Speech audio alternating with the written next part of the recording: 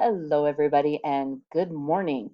It is chapter 6, day 6 that we've been working on this. So hopefully you've been giving this a look every day and trying your best. This is getting us ready for eventually going back to some online teaching. So looking forward to seeing you guys. But in the meantime, here's a couple things that are in the closure, like I've been doing every day, to hopefully kind of relook at things again, refresh your memory, so that you're able to successfully do those chapter closure problems. So the first thing that we're going to talk about is the perimeter and area of the algebra tiles. So we want to remember that these x squared tiles, each length is x, because x times x is x squared.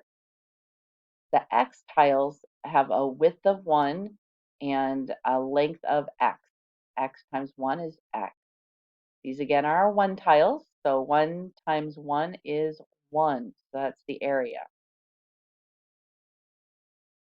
The perimeter, I think, is the hardest part, so I've rewritten those out ahead of time so we can look at them. The first thing you do is you write the length value all the way around, and then I start in one corner, it doesn't matter which one, and I walk around because perimeter is walking around till I get back again, and that's what I did here. So this is my x plus 1 plus 1 plus 1 plus x plus 1 plus x, and I'm back to the beginning. So once I have those written down, I can combine the like terms. So I had 1, 2, 3, 4 x's, so I can say 4x, and then I had 1, 2, 3, 4 whole ones. So it's 4x plus 4. Now when it comes time to the area, that is adding together the inside areas. So the area, get this simplified first, there we go. So the area is x squared. We always start with the biggest and go to the smallest. So x squared plus x plus 1, because that's the area of this tile. It's a 1 tile, all right? This is the perimeter, and that's the area. Now I chose the second one here because it's a little bit different. If you notice, this length right here is not a whole x length because it gets stopped right here. So we write that one a little differently. We write it as x minus 1, because if we could go the whole length, it would be x, but we have to subtract the minus 1 that's being blocked right there. And we know that that length is 1 because that's the opposite side, and those are the same. So then I do the same thing I did before, pick a corner, any corner, walk around. When I got to this part, I did x minus 1 in parentheses. So you wouldn't have to. You could just say plus x minus 1. But I do that just to keep it tidier. But that's totally your choice.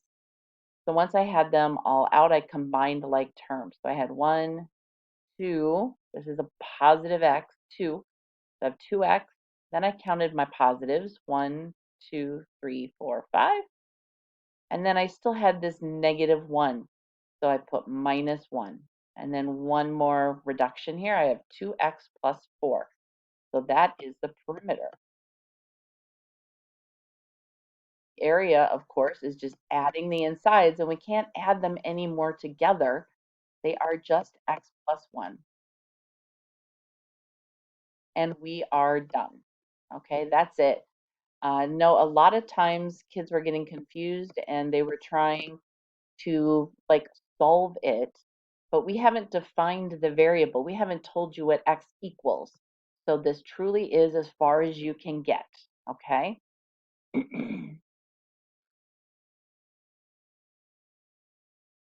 Okay, so here is simplifying each expression. This is working on our order of operations, our PEDMAS, right? Parentheses, exponents, multiplication and division, addition and subtraction. So when we have an expression that we want to simplify, then we need to make sure that we do it in the right order and that we show all the work. All right, I keep telling you that's super important. Even if you're someone that thinks that this is easy and you can do it in your head, that's great, but you need to show this because at some point it will be too hard for you and we don't want you to make a mistake. So if you get a good habit now, it's just what you do in the future. These numbers up here I put just to highlight what we're going to do first, second, and third. This is parentheses, so we're going to do that first. This is multiplication, so we're going to do that first, or second, excuse me. And then third, we're going to do any addition or subtraction problems here. Now you might say, but that's subtraction. It is, but it's inside the parentheses. So we have to do that one first. This will be the last thing we do. And as you see, I rewrite every time I do something different. So I still have my 16 minus 5 times, because this is times, and 3 minus 1 is 2. Then I'm going to solve this next because that's my multiplication. I get 16 minus 10, and then finally I get 6. Same thing with this one. This one gets a little harder for a number of reasons. One, it has an exponent in there, right there. And it's got some things that'll happen at the same time. It's going to have a subtraction and multiplication that are the same. That's why they're the number 4. And we have 2 multiplications. So remember, whether there's a dot or it's a number stuck to parentheses, those both mean multiplication. So first is going to be the subtraction within the parentheses. Then we're going to do the exponent, that's the E. Next is multiplication and division, just multiplication. And fourth is addition and subtraction. So the only other thing I want to remind you of is if you had multiplication and division in this problem, or in this case we have subtraction and addition, you start from the left and you work to the right, all right? Left to right, if they are the same thing. So if you have multiplication and division, or if you have addition and subtraction, you start from the left of your expression, your equation, and go to the right. Sorry, early morning. I should really do these videos later in the day. So the first thing we do is the 5 minus 4. That's 1. Notice I rewrite the equation. I know it's a lot of work, but it's okay.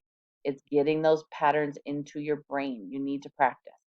The next thing is the exponent. 2 to the second power. All right, this means 2 is going to be multiplied 2 times. 2 times 2, that's 4. Don't forget, if this had been a 3, that would not be 2 times 3 is 6. It would be 2 times 2 times 2. And that's 2 times 2 is 4, times 2 is 8. So this exponent, you don't multiply with this number. It tells you how many times this bottom number is going to multiply itself. So we got that done. So the next thing is our multiplication. 4 times 5 is 20, and 3 times 1 is 3. Then I can do my subtraction and addition. I'm going to go left to right. 20 minus 4 is 16, plus 3, and then I have 19, and I have solved the problem. All right, 2 more for you, and it looks like we're doing fine on time. So this says sketch the algebra tiles. You could do that, but I really wanted to focus on this combining like terms. Now I did a whole practice page that you can find in Google Classroom on this because it's super important. I always talk about apples and oranges, right? You have to compare apples to apples and oranges to oranges. That is true in these expressions. What do I mean by that? I mean anything that's a constant, that's a number not attached to a variable. Those are all the same. This variable, this x, is different than x squared, because if you remember, an x tile is the tall skinny one, and the x squared is the big chunky one. So they're not the same. So you can't add them together yet. You have to wait to define what that variable is. So the x's can be together. I underlined them in red to make them similar. And these x squared can be added together because they both have a 2 as the exponent. So I put blue under that to say that I can combine them. So if I have a 7x and a 1x, that gives me 8x. 2x squared plus 3x squared is 5x squared. And then we have our constant at the end, which is a 3. Now, the only other thing on this one that I want to remind you of is we want to start and go largest to smallest. So the x squared tiles are the largest, so we want to put this first. 5x squared plus the 8x, because that's bigger than the 1 tile. The 1 tiles are this size.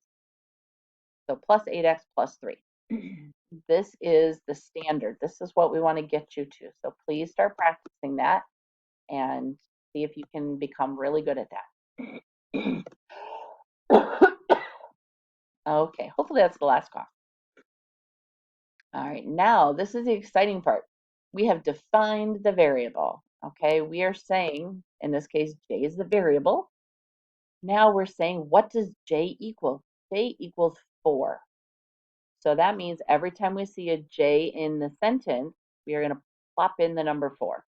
So when I rewrite it, which is what you want to do, I have 6 times 4 minus 3. Now I can start to solve it. And I use my PEMDAS, my order of operations, multiplication first. So 6 times 4 is 24 minus 3 and 21. Okay, so again, reminding you, if you just write 21 down here, then you haven't shown me you understand the steps, and that's important. So please do that. So here's the other one. This is b times b plus 5. 3 times 3 plus 5. So I've rewritten it, substituting 3 every place I see the letter, the variable b. That gets me 9 plus 5. Order of operations, multiply first. Now I add, and I get 14. So that's my answer for that problem. Okay? I think that that should do you. If there's anything else that you need help with, you can check the previous doodle packets I put together in Google Classroom on various topics. Or always, you can email me. I'm really enjoying getting those emails every day and checking in with some of you. So don't be shy. Send me an email if you're bored. Let me know what's going on. Miss you, miss you, miss you, miss you, miss you. So I will talk to you guys again tomorrow. Make it a great day.